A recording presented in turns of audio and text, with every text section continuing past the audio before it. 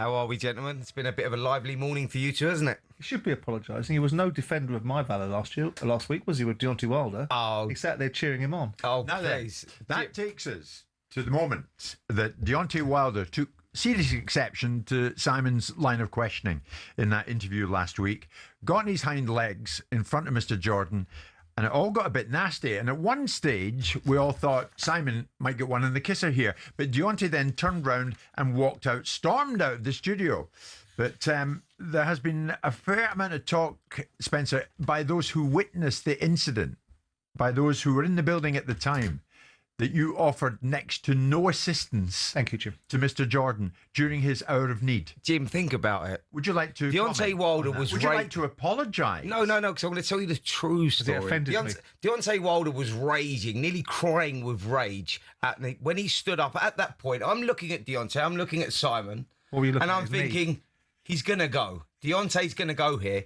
And then all of a sudden, he turns around and he walks out the room. Did you think about why he turned around and walked out the room? Do you think about who Did you blow off or something? defused that incident? Shut up, Who Spencer. saved Simon Jordan? You defused the incident. I defused the incident. Now, this is a bit of breaking news, because some would say there was a suggestion that you and Chisora egged Deontay on.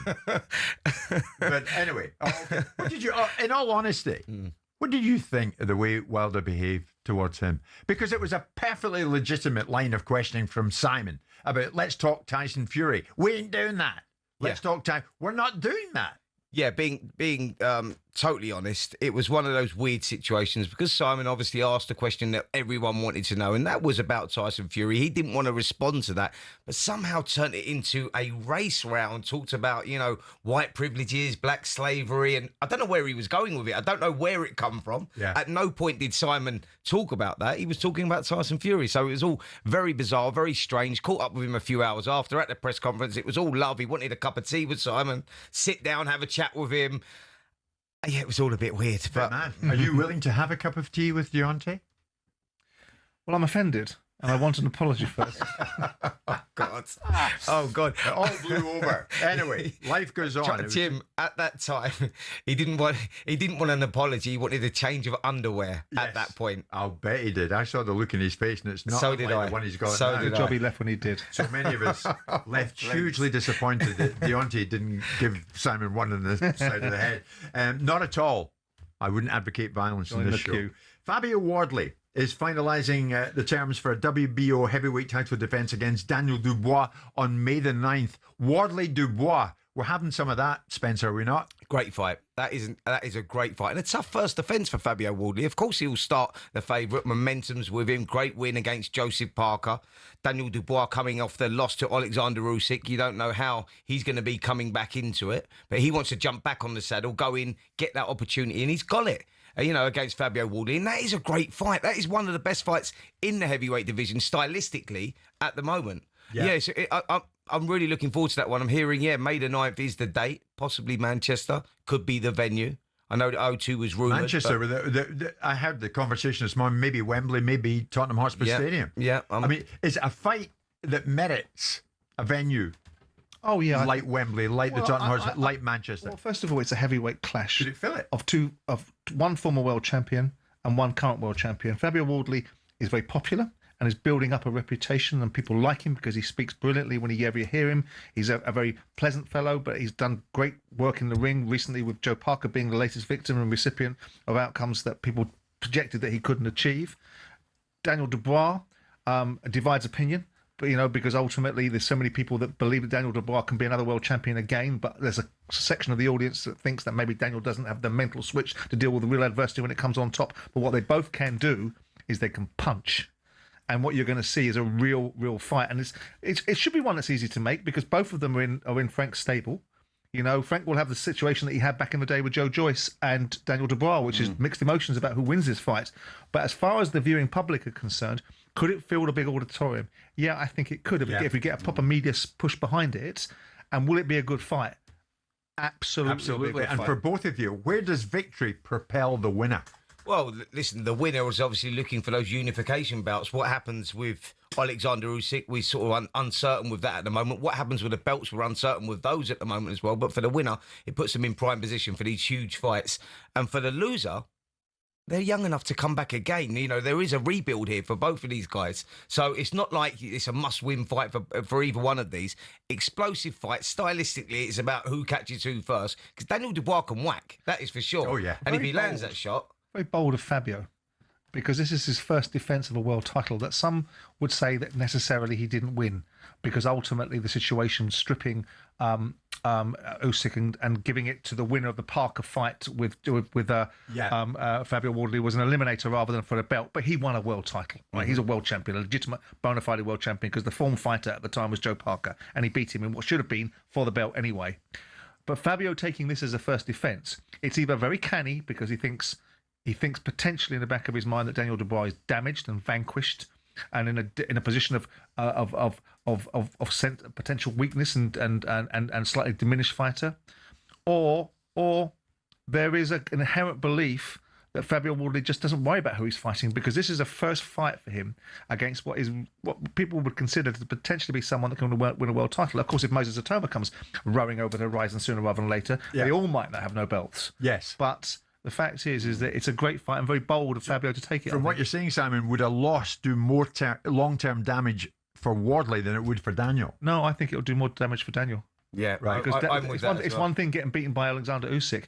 People will not be able to get out of their minds until Fabio Wardley slays everyone that he was a white-collar fighter, that was lucky against Justice Hooney, that's gotten lucky at times. They're coming round to I'm not in that camp, by the way. He deserves every piece of credit that he got. But until Fabio dispels every single myth that will still be resident in people's minds, he's always going to have that challenge. So if he were to lose to Daniel Dubois, half of people would potentially bake it into their thinking that that's okay. Whereas if Daniel Dubois loses to Fabio Wardley, I'm not sure where he goes from there. Who wins it, Spence? Tough fight. I think that you have to go with momentum, which would be with Fabio Wardley. You know, he's the one that's in form. We don't know, what the effect of the Alexander Usyk loss is going to have on Daniel Dubois. We know he's that sort of character that would rather get straight back into a big fight as opposed to a rebuild. So I don't think that he's that character, needs a rebuild. You have to go with Fabio on recent form. Fabio? Yeah, I mean, you never write off Daniel. I think Daniel was wired differently, so I don't think a loss affects Daniel in a way that it might affect other fighters because of the way he processes things and the way he thinks. Yeah. And so I don't think it damages him psychologically. But Fabio Wardley is so game and can take big shots. And I just feel that Fabio just might have the edge on Daniel. And being that game, by the way, with Fabio, this is what makes this fight so exciting and why you can see a way that Daniel wins, because he's that game. He's going to get hit. And he does take them shots. He will get hit. And Daniel, any heavyweight you speak to that has ever shared the ring with Daniel or sparred with him says that by far the biggest puncher out there. So it's a fascinating fight. Nick Ball lost his WBA featherweight title belt after being stopped in the 12th round by Brandon Figueroa in front of his home crowd in Liverpool. It was an anticlimax for many who thought that Ball would come through this challenge, but he didn't. The fight seemed nip and tuck after 11 rounds, but at the start of the 12th, Figueroa sent Ball to the canvas. Ball beat the count, but Figueroa pounced and knocked him through the ropes, and that ended the fight. I'm delighted to say, guys, 3 becomes 4 because the trainer of young Nick Ball, Paul Stevenson, joins us live on the show. Paul, good afternoon. Good afternoon. Hello, everyone. Thanks so much for joining us. Paul, I mean, the dust has settled now, hasn't it? How do you reflect on what happened on Saturday night? Jim, it's the massive disappointment for Nick, but it's the business we're in, isn't it? And obviously very proud of everything he's done. He's had a great run, 6 world title fights in the last 2 years, and now obviously we've just been caught with an unsighted shot, and it was a close fight. I personally felt we could have been a round up going into the last. I thought Nick was landing the more eye-catching shots, but then at the end of the day, it just happens. Yeah, Paul. Brandon Figueroa was the mandatory challenger, so you did have to fight him. You know, he did have a considerable height and reach advantage over to you, but there's nothing you've overcome before. Ray Vargas, You know, when he boxed Ray Vargas, it was a similar sort of height. So you knew how to deal with that sort of stuff.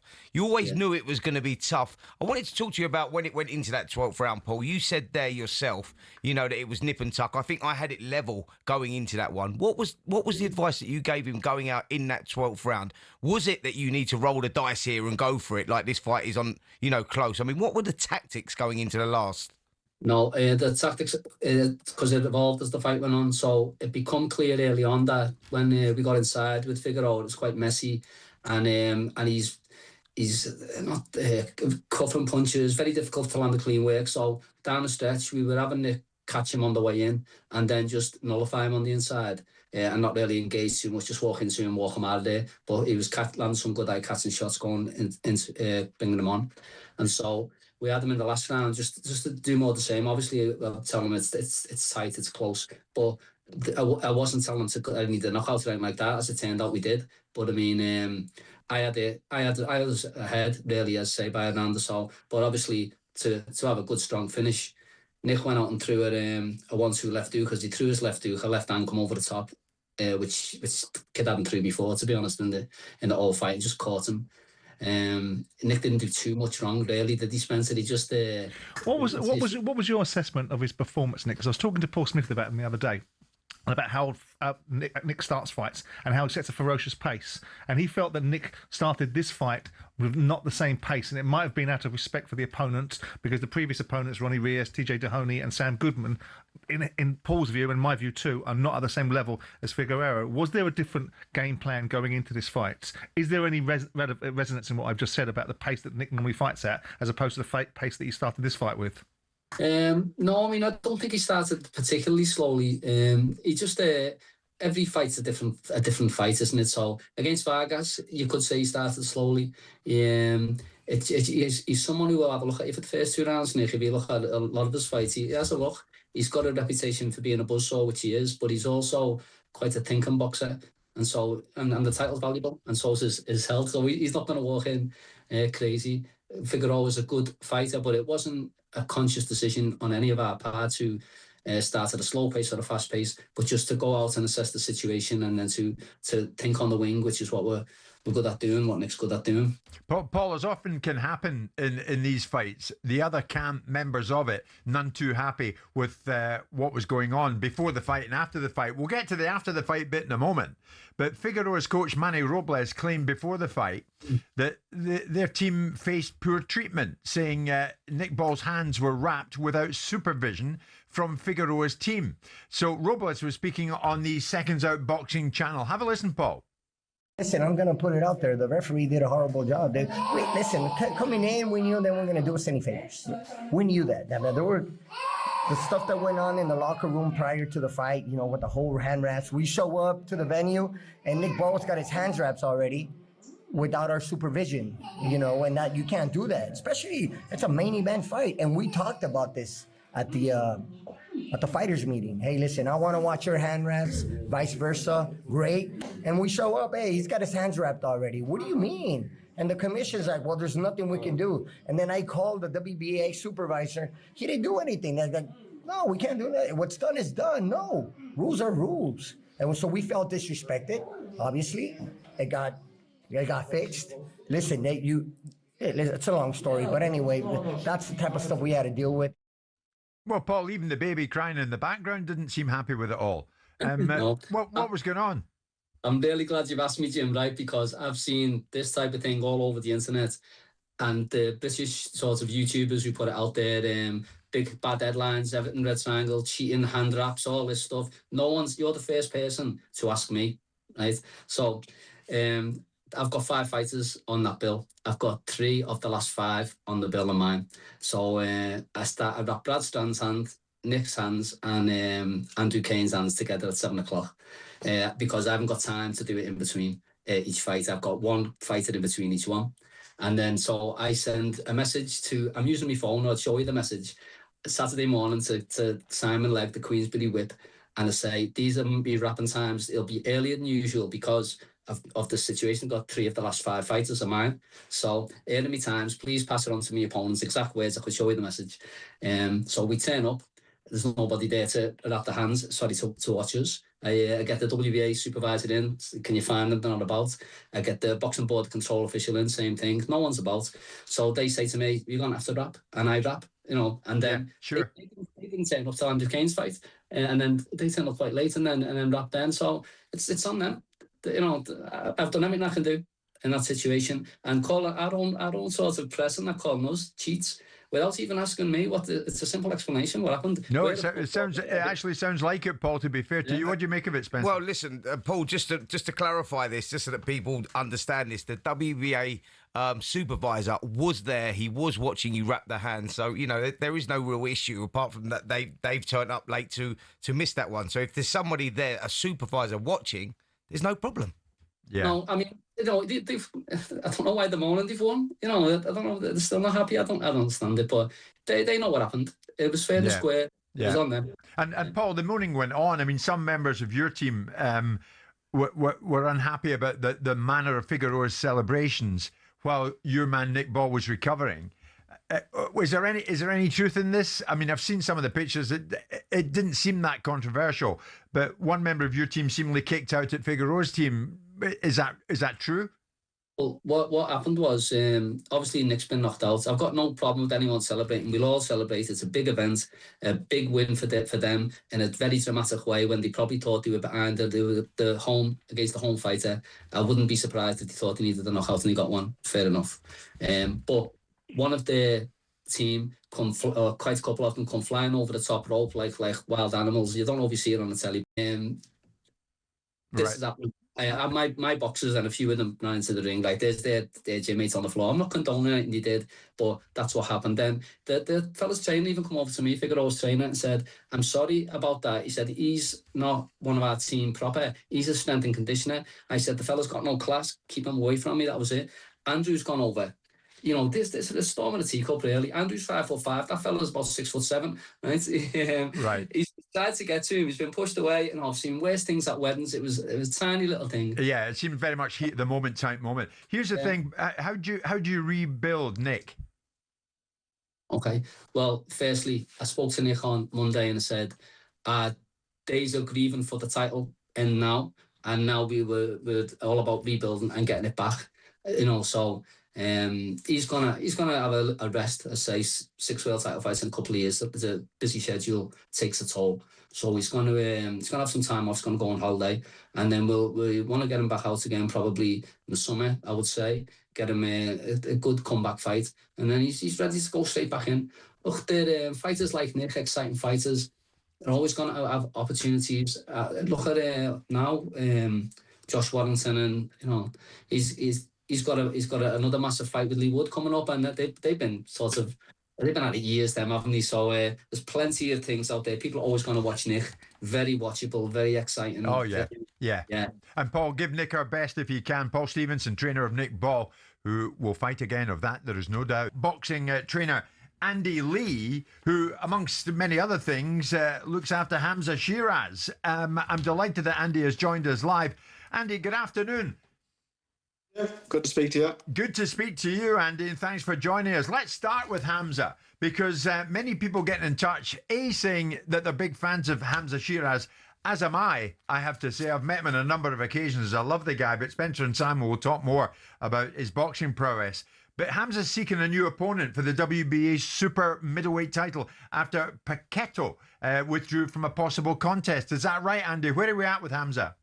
Yeah, Pacheco had some issues with his manager, and I think he's changed manager, so he withdrew from fighting Hamzah, and now it looks like we're going to fight the number 3 or number 4, which is Alan Begic of Germany, who's a quite accomplished fighter, but it's a great situation for Hamzah.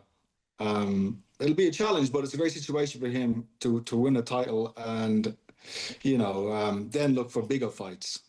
Yeah, I think he's really put himself in a brilliant position, Hamzah, hasn't he? Since moving up from middleweight to super middleweight, he's looked a far better fighter than he ever was at middleweight. There was also talk of the WBC champion, wasn't there? Christian Mbili as well, Andy. I think that was being talked about as well at one point, which would have been a great fight. It would have been a great fight. And that's a fight that can happen down the line, maybe in in a unification maybe. But, you know, Hamzah's put himself really at the top of the pecking order with that performance in New York last year when he knocked out Edgar Berlanga, a fight he was like a 7-1 underdog, and just showed how good he was. And listen, Oliver, I don't know how he made middleweight. And for a time, he was making light middleweight. He's 6'4". He walks around as a cruiserweight. So I don't know how he made middleweight. Yeah, I think we saw that he outgrew that weight, didn't he, when he challenged and got the draw actually with Carlos Adames. But he looked a shell of his normal self, should I say, and then moving up. And that win against Berlanga was something special. Yeah, it was really, it was a statement win to go into, you know, Berlanga's backyard, New York, and to do that to him the way he did and the manner of which he did it was impressive. But I knew it was in him, you know, and yeah, there's still a lot more to improve, and that's the scary thing with him. Andy, any merit? I mean, lots of noise is made about Chris Eubank Jr., and there's a potential suggestion back he comes. I've always advocated for him getting in against a live one, which Hamzah most certainly is. Any merit, any interest besides perhaps bank balances in fighting Chris Eubank Jr. if that fight were offered you guys? I think there is because of the name recognition of Eubank Jr. and also the fighter he has been. We all could see that, you know, making that weight has killed him to fight Ben, and probably took all the goodness out of him. Although you don't take any credit away from Conor Ben, but I think he'd be a lot more. He'd be dangerous at super middleweight, which he's fought at before. Years ago, he was a super middleweight, and now he's, you know, he goes back down to middle, which was ill-advised, really, if he probably thinks about it, because, like, you know, you make these decisions and you think you can do them, and you wish and hope the best, but in hindsight, you know, as a fighter, he probably regrets it, you know, going down that much weight to not to perform like that. Yeah, Andy, Fabio Wardley beat your man Joseph Parker. I was there. 11th round technical knockout back in October at the O2 here in London. God, it doesn't seem that long ago, but it was. How's Joseph? What's going on with him? Because so much controversy surrounding Joseph, who is the most phenomenal professional, I think one of the best I've ever met in your sport. 3 weeks after the loss to Wardley, it was revealed Joseph had returned a positive result for cocaine following this routine test by the VADA people on the day of him meeting Wardley. You must have been taken by surprise as much as anybody else was by that, surely. It really rocked me. I think it's one of your, as a coach, it's probably your worst nightmare to find out one of your fighters has failed a drug test. But the situation is, you know, it's quite strange that the test on the day of the fight for substance like cocaine, which is not performance enhancing, it's probably the worst thing you could do going into a fight is take cocaine. So there's been an investigation, an internal investigation as a team. His manager, David Higgins, and myself, and the other people in the team. And this is not for me to say right now, but it will come out. Joe's working with lawyers in the UK and appealing the decision. And there's been he doesn't know how long he's banned for. He doesn't really know what the ruling is yet, but there will be some appeal, and Joe's quite confident that he'll be exonerated with the evidence that I've seen and heard from Joe and David Higgins. How is Joseph, Andy? He must have been shattered by it. He's doing his best. He's still getting around. He went to the Ring Magazine Awards. And he went to the Anthony Joshua fight when he fought Jake Paul, and he's training, but it's really shook him, and he was just at a loss how it got into his system. Yeah, I spoke to him a couple of times actually, Andy, only via text and stuff, but he seemed in good spirits, and he was, you know, he said the same as what you're saying there, that it will all come out and he will prove his innocence. It was a massive blow to us, of course, with the substance that it was. You know, can I just ask you, Andy? So as we currently speak, is Joseph Parker banned, suspended, or is he still okay? I think he won't be licensed to fight. I think it's still under investigation, or, you know, but listen, Joe's quite philosophical about it because he's got a great upbringing, and he's quite a very a man of faith, and he believes that it'll come to light soon what happened, and he'll be exonerated. And people know Joe, and I think I think he deserves the right to, not be judged yet because of the person he is and the fighter he is, and people know what he's done, who he is over his career, and how he's been. Andy, can I reflect back on that Joseph Parker fight against Fabio Wardley and ask you directly what the thinking was? Because we all looked at that fight, and obviously what's gone on post the event has taken over the circumstances surrounding what Joseph Parker's direction of travel may be. He goes into a fight that he doesn't need to take, and the perception was ultimately he fights it in a way that he didn't need to fight it. So we're trying to understand, given the repute that you come with, what was the thinking behind Joseph Parker fighting Fabio Wardley in the way that he seemed to fight him? Because it seemed to be the polar opposite, how everyone around us was saying that potentially he would fight, how he needed to fight, and how fighting the way he did potentially gave Fabio Wardley the opportunity. So I'm trying to work out from you, what was the thinking? Because you would have seen the direction of travel in the fight, you would have seen how Joseph was fighting the fight, and you would have perhaps tried to change it, wouldn't you? Well, the Fabio Wardley fight came about, if you remember, back in the summer of 2005. Usyk was retired, and then he was a champion in recess, and then he claimed he had a back injury. So there was no chance for Joe to fight Usyk. And Joe had not fought. He had a fight with Zhang in 2003 in March. Then he had 2 rounds with Bacoli in February. And he needed to fight. And if he was going to ever challenge Usyk, he needed to be active. The fight they proposed to us was Wardley or Dubois. So that's the reasons for the fight, but the actual fight itself. Usyk wasn't in the frame, and then fair enough. The fight gets made, and then within after on the fight week, Usyk announced that he'll fight the winner, which he hasn't done subsequently, but. So then it was like, if that would have been the case, why not just fight? Why didn't we just fight Joe? I hear all that, Andy. But also the fight itself. The fight is a fight, and it can go. When you're in a fight, you can have all the best plans in the world, but sometimes you just got to fight. It's not. Joe was winning the fight, was using his jab well, but you have to give the fighter some autonomy sometime, and.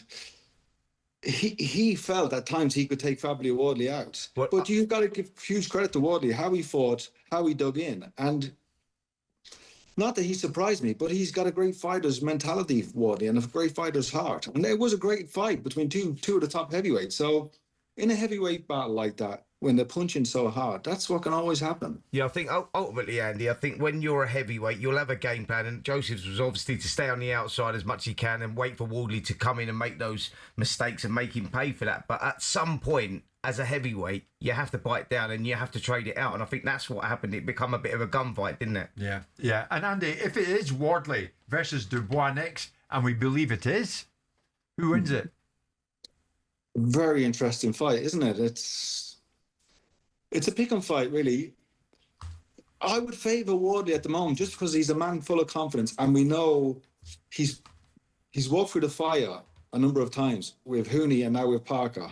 And even early in his career with the likes of Nathan Gorman. He's been in losing positions and comes back because, as I said earlier, fighter's mentality and fighter's heart. And it's Dubois who's got a lot more questions, even though he's probably technically better all around Dubois and a bigger puncher maybe. You don't know what's inside. You don't know. There's a lot of questions over Dubois after the defeat to Usyk, and also now changing trainers. Yeah. So late in the day, with Tony Sims and now going back to Don Charles. Andy Lee, we really appreciate your time this lunchtime. We'll speak again. Andy Lee, top boxing trainer, of course, the man who one time was working with Tyson Fury. We'll have Andy back at some stage soon. And Spencer, as you know, the first inaugural Zuffa boxing champion will be crowned on March the 8th. The IBF cruiserweight champion Jai Opataya will face Brandon Glanton for the Zuffa boxing cruiserweight world title at the Meta Apex in Las Vegas. Zuffa boxing, of course, made up on one hand by Dana White and on the other by Al Sheikh, Turkey Al Sheikh. How long do you think it's going to take, Spence, for Zuffa belts to gain credibility? It's going to be tough to gain the credibility in boxing because the other belts are there, aren't they? The WBO, WBA, IBF, WBC, Ring Magazine. By the way, the Ring Magazine belt, I believe, is on the line for this one. There's no talk of that belt. I think they've sort of kept that quite quiet, but I do believe that the Ring Magazine belt is on the line. Jai Opetaia is the Ring Magazine champion. But look, it's a tough one, Jim. I think that it's going to take time for the Zuffa belt to get any sort of recognition because they're going to have to get a lot of fighters involved in that. Fights than this, by the way. Absolutely, yeah. I mean, listen, Brendan Glanton's a tough guy, but Jai Opetaia for us is on a different level. on a different level for sure. Yeah. Glanton's like he's earned his opportunity, but you know you see this as quite a one-sided fight for Jai Opetaia. But yeah, look, I think that Zuffa Boxing will make moves. That's for sure because they've got the powerhouse behind that. Where they go, what direction of travel they take is going to be interesting over the next 12 months or so. But look, it's good for the sport. It's going to be interesting to see how it all turns out. And we know it's going to turn out well for Jake Paul because that broken jaw that he sustained at the hands of Anthony Joshua has healed.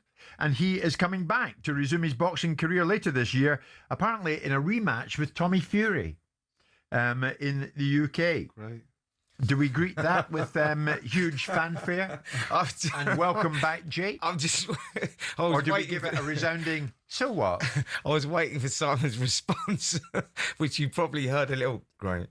Yeah. Yeah, no, look, I heard that Vidal Riley was also in the running as well. That would be quite... Yeah, Would he take that fight? Vidal would take them. Listen, it's all about the money, isn't it? And I Yes. think that Jake Paul certainly brings that. He wants to box on these shores. Listen, I think it'll be it'll be good if we get Jake over here against a Vidal Riley type guy. Tommy Fury's been a little bit inactive, so I don't know if he sort of warrants that. I think that they probably want to go back in with Tommy Fury to right the wrongs of that last contest because obviously the one of the losses on Jake Paul's record is to Tommy Fury, and I think that Jake Paul's probably improved a lot more than Tommy since then because of Tommy's inactivity. Run faster.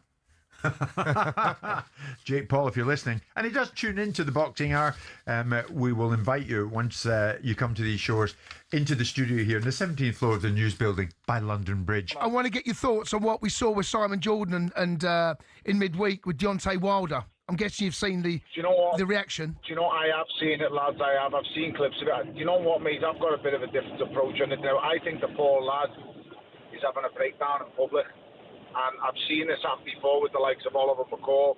And I genuinely worry for him. Away from the sport, he's actually a really nice man. And from what I'm being told on all accounts is he asked Simon Jordan before it not to bring him up, that he's there, or it's all about Derek Chisora. Now, listen, I get with the crazy claims that he's making. I get it was always going to come up. And I know Simon's actually an all right fella. I've got a lot of time for Simon. I like him. And he's very good at his job. I just think he's poked him at the wrong time there. So I feel for him, I really do. But for Deontay, going through an awful lot, feels like the world's against him. Yeah, mate, I feel for him. I don't like the claims that he's making, if I'm being brutally and totally honest, but it is what it is, mate. You don't walk in his shoes, so when it comes to some of the things he's saying from a racial perspective, I've been to America, mate, and it's a difficult place for what he's saying, I'm not going to lie. Tone, you're an absolute legend, mate. Tone, safe journey. Coming on.